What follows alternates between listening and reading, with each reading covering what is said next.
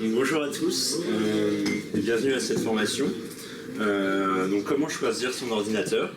Donc tout d'abord on va voir un peu une méthode pour choisir son ordinateur et un peu les écueils à éviter.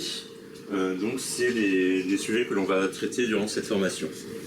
Donc j'ai souvent conseillé des ordinateurs à des gens, même moi-même monté des ordinateurs, et les constats qui en ressortent sont les suivants.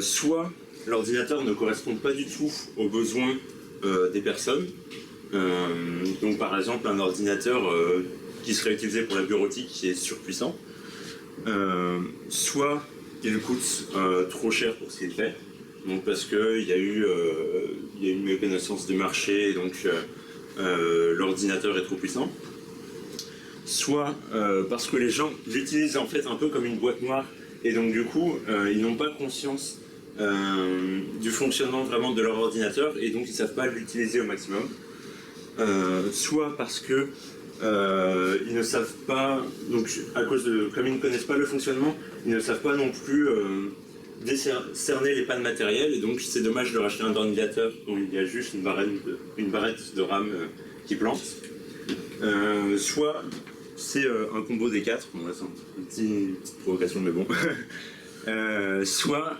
c'est tout simplement on ne sait pas ce qui existe, et donc au final on choisit mal, et ça je pense que c'est le facteur vraiment le plus important.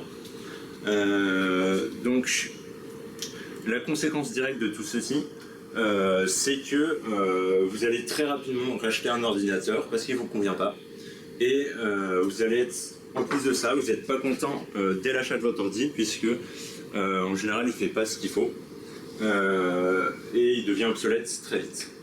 Donc notre but, ça va être d'apprendre à choisir un bon ordi qui, dès le début, on va être content, et ça va le faire, on va être content sur la durée, donc beaucoup plus qu'avant.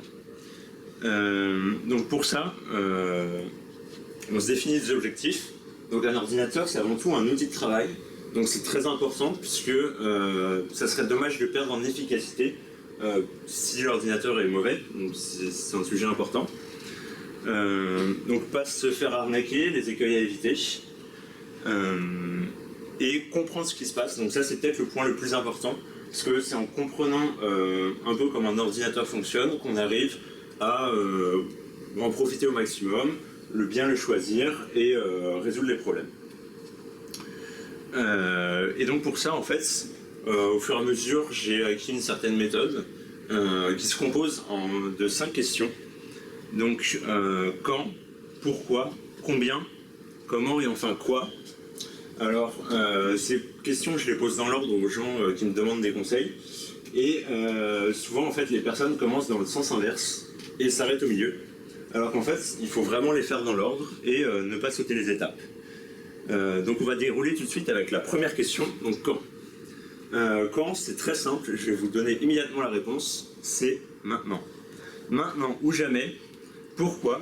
Parce que les technologies évoluent très très vite dans le domaine, et donc si vous me dites ok je veux un PC pour dans 6 mois, j'aurai une tour quand j'aurai mon appart, je dis ok stop, tu me recontactes pour ce sujet là dans 6 mois, parce que les technologies évoluent super vite, tout comme les performances, mais il y a aussi des normes qui changent. Par exemple quand on est passé de l'USB 2 à l'USB 3, ça fait un gros changement, et c'est dommage de passer à côté d'un tel changement de norme.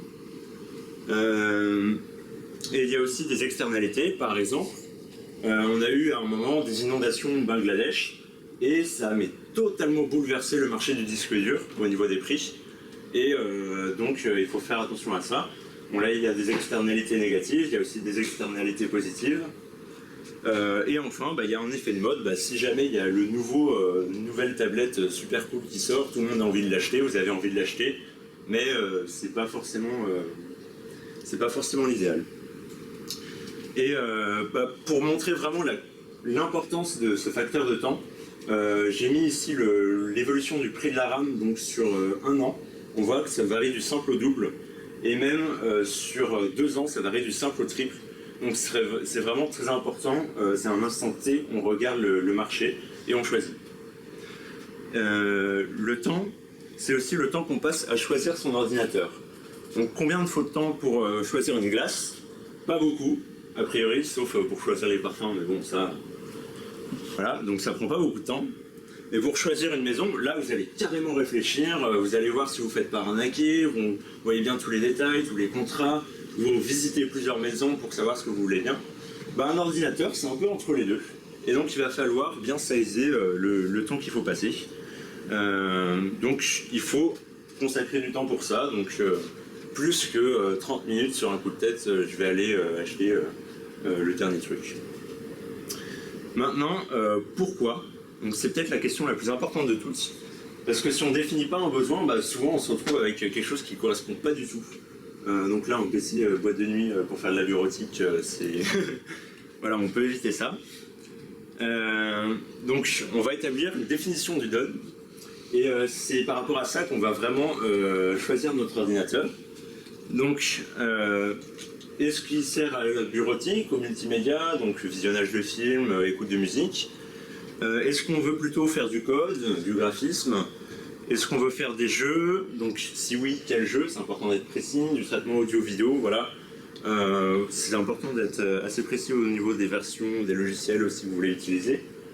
La transportabilité, donc dans quoi ça doit rentrer, si ça doit rentrer dans un ISPAC ou plus petit, ou voilà, l'autonomie, combien ça a besoin de durée, si c'est un portable. Et enfin le look, mais ça c'est un peu perso, donc j'ai pas trop de conseils à donner là-dessus. Donc ça c'est important, c'est le pourquoi. Et ensuite on passe au combien. Le combien, il doit être en accord avec le pourquoi et le quand. Donc le quand c'est tout simple, c'est que si vous n'avez pas l'argent maintenant, que vous ne voulez pas le mettre maintenant, ça enfreint la règle numéro 1. Et donc du coup, faut revenir et refaire l'étude quand vous serez prêt à l'acheter. Et en accord avec le pourquoi, puisque par expérience, si vous faites des sacrifices, ça va diminuer la durée avant rachat, puisque les composants seront moins bons et donc forcément ça va diminuer la durée avant rachat. Donc mettre de l'argent, c'est pas une mauvaise idée, mais non plus. Faut faire attention non plus à pas mettre le triple pour quelque chose qui vaut pas le coup.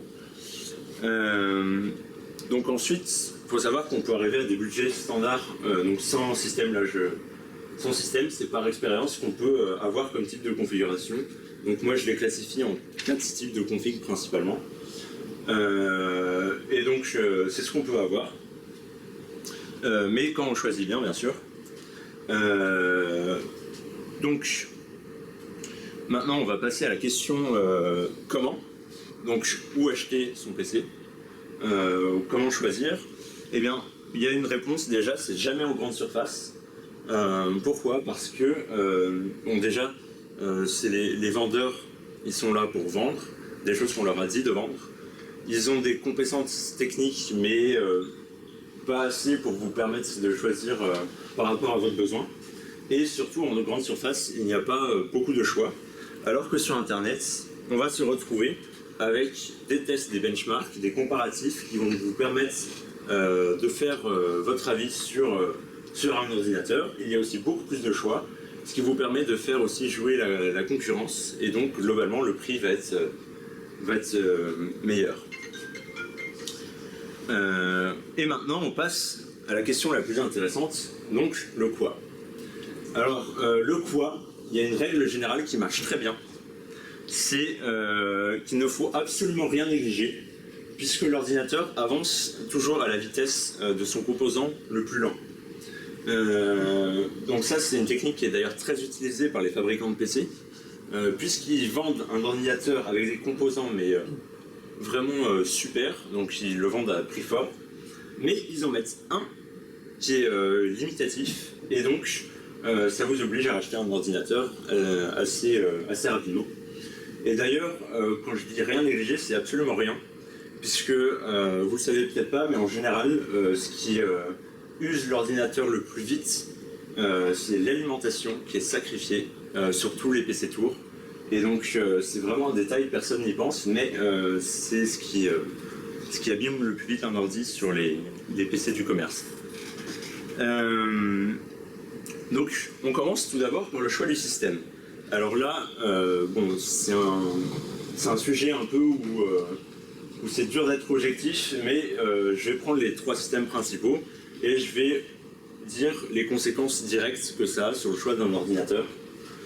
Donc Linux, donc par rapport à ce que j'avais dit là, les budgets, bon, bien sûr c'est gratuit, mais il faut faire attention à la faible disponibilité des pilotes. Même si le problème est en train de disparaître, il y a toujours des considérations techniques à ce niveau-là. Par exemple, si vous voulez faire du traitement vidéo, ça serait dommage que le pilote de la carte graphique soit pas optimal pour ça. Ensuite, il y a Windows. Donc là, il faut compter à peu près 100-150 € de licence. Mais il faut faire attention, le système il consomme pas mal en ressources. Donc il y a une config minimale qui va un peu surenchérir sur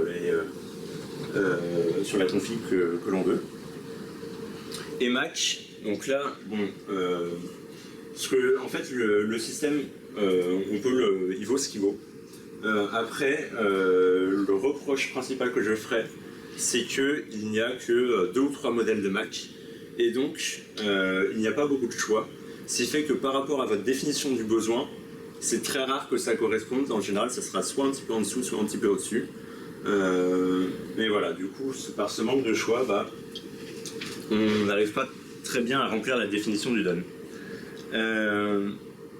Ensuite, il y a un autre sujet, c'est tout roue portable. Alors ça, je vois pas mal de gens qui prennent un gros PC portable, et ça c'est mauvais, puisque les composants ils vont être très puissants à l'intérieur, ils vont beaucoup chauffer, et ça va détériorer tous les composants, et ça va aussi diminuer la durée de vie de la batterie assez énormément. Donc en général, ce que je conseille, c'est pas faire l'entre-deux, c'est faire les deux, c'est-à-dire si on a un gros besoin, voilà, on veut faire des jeux, on prend une grosse tour qui va se charger de ça. Et à côté, si on veut faire de la bureautique, on va prendre un petit PC qui sera beaucoup moins cher. Et en plus, ça permet de remplacer l'un des deux et pas le tout, si jamais notre besoin évolue. Donc voilà, donc ça c'est un peu la deuxième étape du quoi en fait, puisque là on a regardé le système et le type de PC qu'on va prendre. Maintenant on va voir un peu l'écran. Donc il y a plusieurs caractéristiques. Donc les plus connues bien sûr c'est la taille, bon ça on ne peut pas tout tromper là-dessus. La résolution, donc c'est le nombre de pixels qu'il va avoir. Ça a un impact aussi puisque plus il y a de pixels et plus l'ordinateur devra être puissant pour pouvoir afficher ces pixels. Pour afficher sur ce nombre de pixels. Mais il y a d'autres paramètres qui sont un peu moins regardés, donc la fréquence, la luminosité et le contraste. Par exemple, c'est dommage d'avoir un PC qui est fait pour regarder des films si le contraste il est pourri. Il y a encore d'autres considérations comme l'angle de vision. Alors l'angle de vision c'est quoi? C'est quand vous avez un écran et que vous le décalez, à partir de quel moment l'image se déforme complètement. Donc sur certains PC, je pense que vous en avez peut-être vu, l'angle de vision est super faible, ce qui fait qu'il suffit de faire ça et hop, on ne voit plus rien. Il y a aussi la qualité des couleurs, donc qui se mesure par rapport à l'œil humain standard. Et la réactivité, ça peut être intéressant d'avoir un écran très réactif, par exemple, si on fait une activité, par exemple des jeux d'action, même des films d'action, ou du sport. Donc c'est important d'avoir un écran réactif. Donc tout ça c'est des caractéristiques qui sont données par les vendeurs, mais à part les 2 premières, les 3 premières on ne peut pas trop tromper dessus. Tout le reste il vaut mieux regarder des tests sur internet, puisque les vendeurs en général ils arnaquent les gens là-dessus parce qu'ils fournissent des mauvaises valeurs. Et enfin, notamment par exemple l'ergonomie, est-ce que l'écran peut s'incliner facilement, se tourner, bref, ça peut être assez utile. Il peut y avoir aussi d'autres effets, donc j'ai mis une image pour montrer un peu ce que ça peut donner. Donc on parle de ghosting, de reverse ghosting, il y a quelques effets qui peuvent apparaître. Donc là il faut regarder pareil les tests, mais sur les mauvais écrans on va avoir un ghosting affreux et l'image ça va beaucoup stresser les yeux. Après, on parle du coup du processeur. Alors, si on compare un peu au corps humain, le processeur, ça va vraiment être notre cerveau, donc celui qui va faire tous les calculs. Et donc, c'est vraiment le truc principal à choisir quand on choisit le PC. Et donc, il y a plusieurs caractéristiques. La première d'entre elles, c'est la fréquence. Donc, je pense que pas mal d'entre vous ont déjà vu ça. Il y a aussi le nombre de cœurs. Donc ça va être vraiment la puissance pure du processeur. Mais il y a aussi d'autres paramètres, comme la mémoire cache. Donc la mémoire, ce qu'il faut savoir, c'est que un ordinateur, à tous les niveaux, c'est un contrôleur avec une unité de calcul et de la mémoire. Donc, tout comme la mémoire vive au niveau global, le processeur a lui-même sa mémoire à son niveau. Il est aussi important de regarder le wattage, donc la puissance. Si le processeur consomme beaucoup, bah, du coup la facture EDF elle va être un peu plus salée. Et donc il y a diverses technologies associées au processeur. Et le socket, c'est le type de compatibilité sur la carte mère. Donc ça, je vais en reparler après. Donc là, je pense que c'est bien de faire un point donc, sur le processeur. Vous avez sans doute entendu parler de la loi de Moore. Donc en fait, c'est une loi qui dit que le nombre de transistors donc, par processeur suit cette courbe bleue. Donc la courbe réelle, c'est la courbe rouge. Donc on la suit assez bien en ce moment. Après, il faut savoir que le cycle de développement d'Intel, qui est la principale marque de processeurs, fonctionne en TIC et TOC. Donc les années TIC, ils augmentent la puissance, les années TOC, ils augmentent la technologie. Mais depuis juillet 2015, ils se sont arrêtés. Pourquoi ? Parce qu'on atteint une précision de gravure qui est de l'ordre du nanomètre, de 6 nanomètres exactement. On se rapproche du niveau de l'atome et donc on ne peut plus augmenter les performances comme ceci. Ce qui fait que là on arrive vraiment à un point critique où on arrive sur un plat au niveau de la puissance des processeurs. Maintenant, au niveau marketing, donc Intel a réussi un gros coup, puisque dans la tête des gens en général, quand on dit i5, i7, quand vous regardez un PC, ça ressemble plutôt à ça, et puis i3, bon voilà, c'est un peu à gauche. Et ben en fait, si je vous disais que ça ressemblait plutôt à ça, bon, mis à part Celeron et Pentium, j'ai inversé, mais l'idée, c'est que, bah, par exemple, le plus mauvais des i7 va être moins bon que le meilleur des i3, par exemple. Donc, je propose qu'on démystifie un peu la notation qui est utilisée. Donc, imaginons, on veut me vendre un processeur qui a ce numéro de série. Ok. Donc, je regarde d'abord, i5, ça correspond à quoi? C'est la gamme. Et la gamme, elle détermine uniquement les technologies. Donc, les technologies, ça va être quoi? Ça va être virtualisation, hyperthreading. En gros, ça améliore un peu les performances, mais ça n'a pas un impact considérable. Tout ce qui est technologie de virtualisation, bah, c'est vraiment si vous voulez faire, voilà, pour les devs, ça peut être important, mais ça ne détermine pas la puissance pure du processeur. Donc, c'est les 4 chiffres d'à côté qui vont servir. Donc, le premier, c'est la génération. Donc là, ça va déterminer l'architecture du processeur et sa puissance relative par rapport aux autres générations. Donc, sachant qu'on est à la génération 6, si vous me vendez ce processeur, je dis non, ou alors je l'achète à 20 €, parce que génération 3, c'est il y a 3-4 ans, et donc du coup, il est complètement obsolète. Et enfin, les 3 chiffres qui suivent, c'est le modèle, donc la puissance relative. Donc, typiquement, le 580 va être plus puissant que le 470 au sein d'une même génération. Et enfin, il y a une lettre facultative à la fin. Donc, c'est des variantes. Donc, K, par exemple, c'est pour l'overclocking, si jamais, pour vraiment les gamers, ceux qui veulent avoir un PC beaucoup plus puissant. Donc, tout ce qui est H, HQ, U et M, c'est pour les versions mobiles. Donc, en général, elles sont bridées. Ça, c'est important à savoir. Pourquoi elles sont bridées? Puisque pour ne pas générer trop de chaleur et que votre téléphone ne chauffe pas énormément. Et ensuite, les dernières, c'est les versions low power. Donc en général, c'est utilisé pour les serveurs. Puisqu'ils tournent H24. Donc ensuite, il y a la carte graphique. Donc ça, je vais passer assez rapidement dessus, mais il faut savoir que Dans le budget d'un gamer, ça doit représenter à peu près 20 à 25% du budget. Donc c'est très important.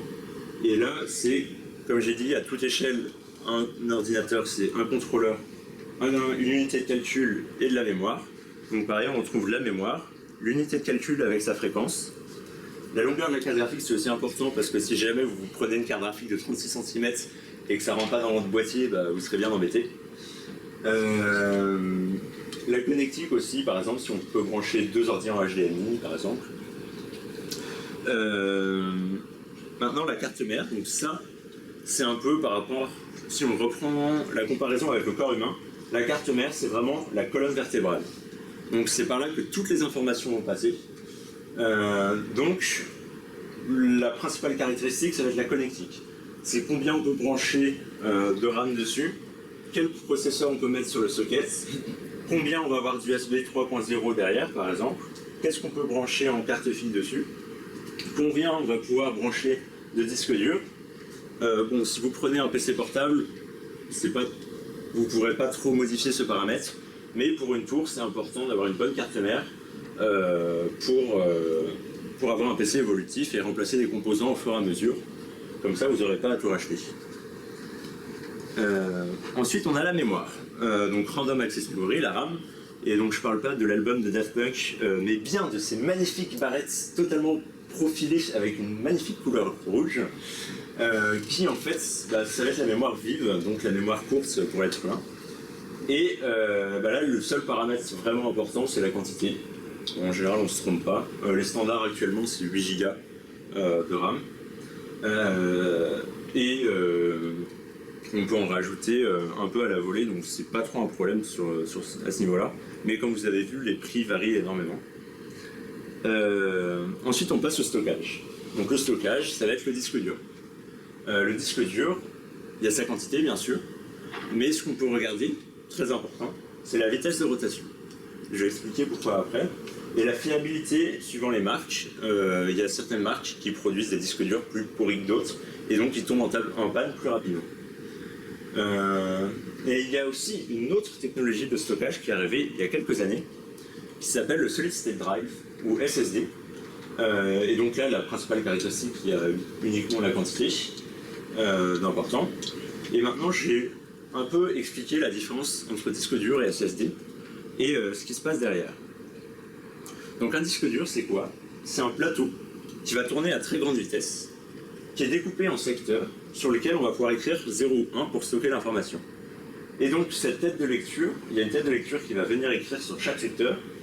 Et bien sûr, plus le disque dur tourne vite, plus on va pouvoir accéder rapidement d'un secteur à un autre, puisque si la tête de lecture doit faire tout ce trajet, du coup, il faut que le disque tourne vite.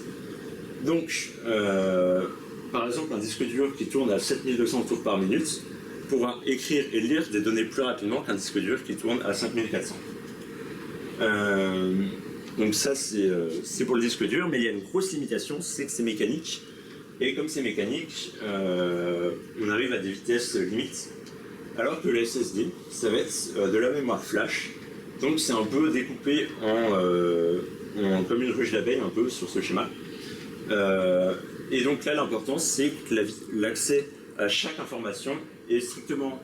le temps d'accès est strictement le même pour chaque case, et c'est très rapide. Mais ça coûte plus cher, donc moins de quantité. Et à ce moment-là, ce qu'on fait en général, c'est qu'on fait un combo des deux. Donc un SSD sur lequel on va mettre le système et les programmes, qui va être très rapide, avec peu de quantité, et un disque dur plus lent sur lequel on va mettre tout ce qui est film, jeux ou encore musique, toutes les grosses données. Et donc par exemple, quand vous voyez un PC portable qui a un seul SSD à 120 Go, Windows prend déjà 30 Go, vous n'aurez plus que 90 Go d'utilisables. Voilà, il faut réfléchir à des choses comme ça. Maintenant, on passe à l'avant-dernier point, l'alimentation. Donc comme je disais, c'est un point assez critique. Que vous preniez une tour ou un PC portable. Donc pour une tour, il y a deux paramètres importants, c'est la puissance qu'elle va être capable de délivrer et son rendement. Le rendement, c'est très important puisque de nos jours, on sait l'importance des ordinateurs et combien de temps on les fait tourner. Donc si on passe d'un rendement de 0,8, 80% à 85%, eh bien sur la facture EDF ça va s'en ressentir, et donc c'est bien d'investir un peu plus au départ sur l'alimentation, d'autant plus que les composants diront merci, puisqu'une bonne alimentation va moins user les composants.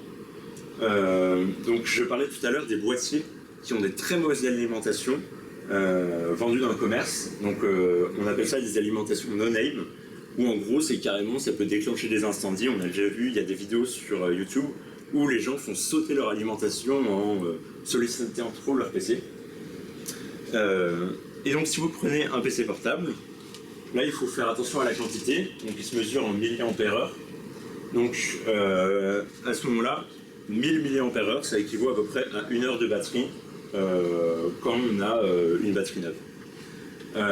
Maintenant, pour utiliser une batterie, on pose souvent la question, il ne faut pas de température extrême, donc notamment la chaleur. Si votre PC chauffe énormément, ça va diminuer la vie de la batterie.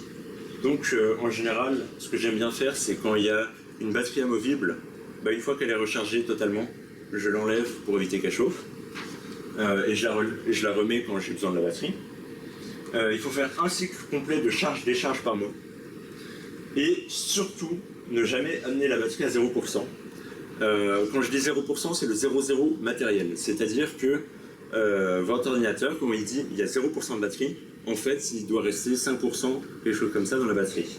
Et il s'éteint à ce moment-là. Il ne faut surtout pas le rallumer à fond, jusqu'à ce que ça se vide totalement. Puisqu'alors là, on peut diviser carrément la durée de vie de la batterie par 2 si on arrive à 0,0. Donc il faut faire attention à ce point-là. Et sinon, ce sont les conseils. C'est quoi un cycle? Un cycle de charge-décharge. Donc c'est-à-dire que on va le charger à fond, et ça peut être en une fois ou plusieurs fois le décharger jusqu'à ce que l'ordi s'éteigne. Mais l'ordinateur, voilà, il va s'éteindre à 5%, mais voilà, pas l'amener à 0. Et donc pas de température extrême, par exemple pour les téléphones portables, si vous allez beaucoup sur internet, ça va chauffer, ça va diminuer la vie de la batterie. Pareil avec le Bluetooth, le Wi-Fi.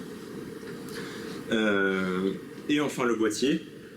Donc ça, la connectique par exemple, combien vous allez avoir de ports 3.0, si vous allez avoir du VGA, du HDMI. Par exemple sur un Ultrabook, la connectique en général il n'y en a pas beaucoup. D'ailleurs ce que je dis souvent, c'est qu'un Ultrabook c'est ultra fin, donc on met ultra rien dedans, ça ultra chauffe, c'est ultra cher, donc c'est ultra pas à conseiller. Et enfin l'aération, voilà, même problème. Un PC très peu aéré, ça va chauffer beaucoup plus, et on a déjà évoqué ces problèmes-là. Et le boîtier, forcément il y a le look, ça je peux pas trop vous aider, mais c'est un choix à faire. Donc voilà un peu, on a un peu parcouru tous les composants. Donc maintenant je n'ai pas donné beaucoup de valeurs de caractéristiques, mais ça j'ai laissé donc des slides de référence, voilà, donc avec des valeurs, donc typiquement pour une config mini standard ou confort par exemple, et ça vous pourrez regarder ça si vous en avez besoin. Bien sûr c'est pas ad vitam aeternam, puisque comme j'ai dit au début, le quand, eh bien c'est maintenant, donc ça va peut-être être encore valable dans 6 mois, mais dans 2 ans ça sera certainement plus le cas.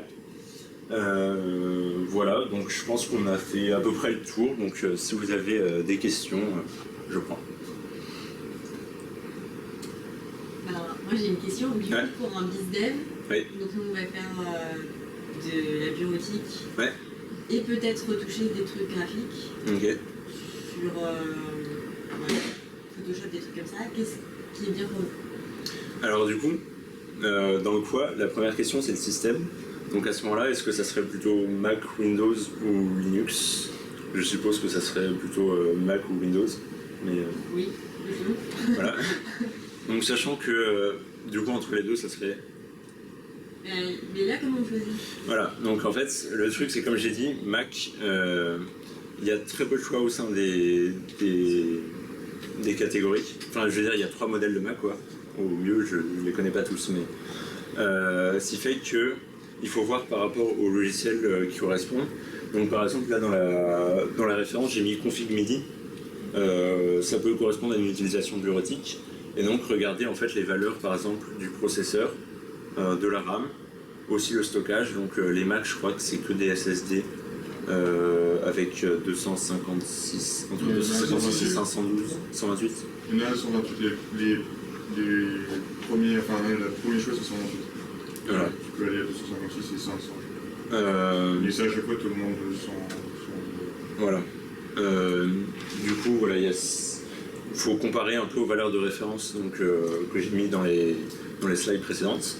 Et si c'est un Windows, il faut prendre aussi en compte le fait que, par exemple, le système il va prendre 2 Go de RAM. Donc ça, il faut regarder dans les... si c'est Windows 10, je ne connais pas les caractéristiques qu'il faut pour Windows 10, mais... Moi j'ai Windows 10 avec 2 Go de RAM et je peux faire tourner des backgrounds dessus. En fait, Windows 10 ça a vraiment pas mal... Parce que je sais que pour le 7, c'est pas le cas.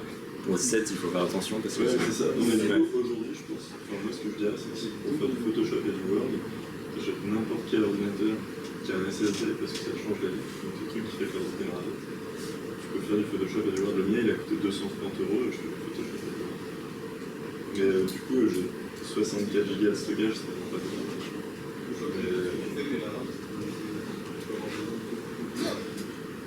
Oui, non, mais pour les photos de la newsletter, c'est ça la chose. Parce qu'en 1995, on faisait déjà le Photoshop et on a fait le Photoshop. Et simplement, des gens. Mais non, mais bref, c'est hyper important effectivement des usages. Donc je pense que c'est plutôt aussi pour revenir un peu sur la méthode, c'est vraiment faut aller regarder pas mal les comparatifs sur internet puisque là j'ai décrit un peu à quoi servait chaque composant, mais les valeurs elles changent en permanence. Donc là c'est vraiment sur le moment, faut aller voir sur internet, donc comparer un peu les valeurs nécessaires. Mais toujours se référer par rapport à ce qu'on a défini. Voilà, si je veux un Windows, hop, je vais regarder la configuration nécessaire pour Windows. Pareil, si je veux Photoshop, faut regarder la configuration minimale. Prendre peut-être la recommandée, parce qu'il y a toujours 2 configurations, il y a minimale et recommandée, peut-être prendre la recommandée. Et pareil pour les jeux, voilà, pour ceux qui font des gaming, on prend le meilleur jeu qu'on veut, on prend la configuration recommandée et on s'y colle. Voilà. T'as dit que les jeux, fallait les installer sur la... En fait, ça dépend si... il y a 2 types de gamers. Il y a ceux qui jouent tout le temps au même jeu et il y a ceux qui en font plein différents. Donc en général, ce que tu fais, c'est que tu mets les 2-3 jeux auxquels tu joues le plus souvent sur ton SSD et les autres sur le disque dur. Parce que il y en a certains, ça tient pas tout sur le disque, ça tient pas tout sur le SSD.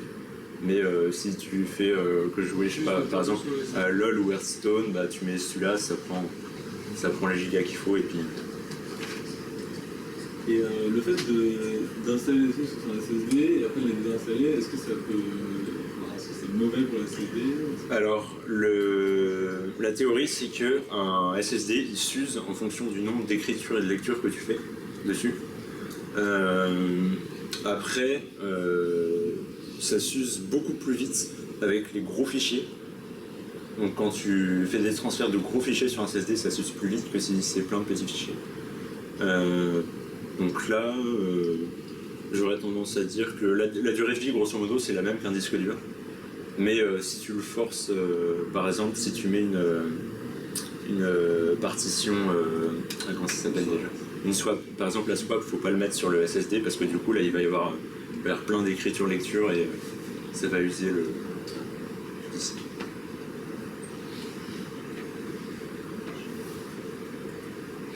Ok, s'il y a plus de questions, du coup je pense que...